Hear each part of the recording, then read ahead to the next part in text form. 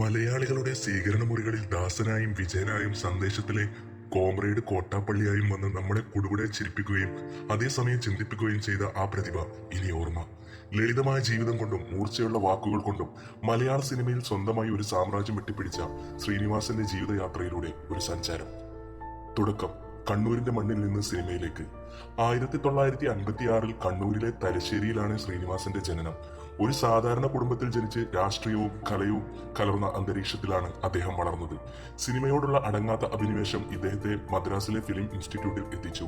1977 PA Backer സംവിധാനം ചെയ്ത മണിമുഴക്കം എന്ന ചിത്രത്തിലൂടെയായിരുന്നു അരങ്ങേറ്റം. എന്നാൽ ഒരു നടൻ എന്ന നിലയിൽ ശ്രദ്ധിക്കപ്പെടാൻ അദ്ദേഹത്തിന് വർഷങ്ങൾ കാത്തിരിക്കേണ്ടി വന്നു. തിരക്കഥാകൃത്ത് എന്ന നിലയിലുള്ള ഉദയം. അഭിനയത്തെക്കാൾ ഉപരിയായി ശ്രീനിവാസനെ അടയാളപ്പെടുത്തിയത് അദ്ദേഹത്തിന്റെ തൂലികയാണ്.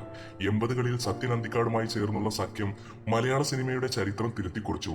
നാടോടിക്കാറ്റ്, ദാസനും വിജയനും എന്ന ഐക്കോണിക് കൂട്ടുകെട്ടിനെ സൃഷ്ടിച്ചത് അദ്ദേഹമായിരുന്നു. സന്ദേശം, ഇന്നും രാഷ്ട്രീയ കേരളം ചർച്ച ചെയ്യുന്ന ഏറ്റവും മികച്ച ആക്ഷേപഹാസ്യ ചിത്രം. സംവിധായകൻ എന്ന നിലയിലെ മികവ്.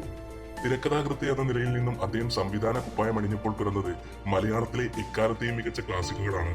വടക്കു നോക്കി യന്ത്രം. തളത്തിൽ ദിനേശൻ എന്ന കഥാപാത്രത്തിലൂടെ മലയാളികളുടെ അപകർഷബോധത്തെ അദ്ദേഹം വെള്ളിത്തിരയിൽ പകർത്തി. ചിന്താവിഷ്ടയായ ശ്യാമള. കുടുംബ ബന്ധങ്ങളുടെയും ആത്മീയതയുടെയും ഇടയിലുള്ള വൈരുദ്ധ്യങ്ങളെ ഹാസ്യത്തിൽ പൊതിഞ്ഞ് അദ്ദേഹം അവതരിപ്പിച്ചു. ഈ ചിത്രത്തിന് മികച്ച സിനിമയ്ക്കുള്ള ദേശീയ പുരസ്കാരവും ലഭിച്ചു. കർഷകൻ, നിരീക്ഷകൻ, പോരാളി. സിനിമയ്ക്ക് പുറത്തും ശ്രീനിവാസൻ ഒരു വേറിട്ട വ്യക്തിത്വമായിരുന്നു. ജൈവ കൃഷിക്ക് വേണ്ടി അദ്ദേഹം നടത്തിയ ഇടപെടലുകൾ ശ്രദ്ധേയമായിരുന്നു. സമൂഹത്തിലെ അനീതികൾക്കെതിരെയും രാഷ്ട്രീയത്തിലെ ജീർണതകൾക്കെതിരെയും അദ്ദേഹം തന്റെ നിലപാടുകൾ ഭയമില്ലാതെ തുറന്നു പറഞ്ഞു. ആരോഗ്യ പ്രശ്നങ്ങൾ അദ്ദേഹത്തെ അലട്ടുമ്പോഴും സിനിമയോടുള്ള സ്നേഹം അദ്ദേഹം കൈവിട്ടില്ല. കുടുംബം, പാരമ്പര്യം, തുടരുന്ന മക്കൾ. തന്റെ കലാപരമായ പാരമ്പര്യം മക്കളിലൂടെയും അദ്ദേഹം നിലനിർത്തി.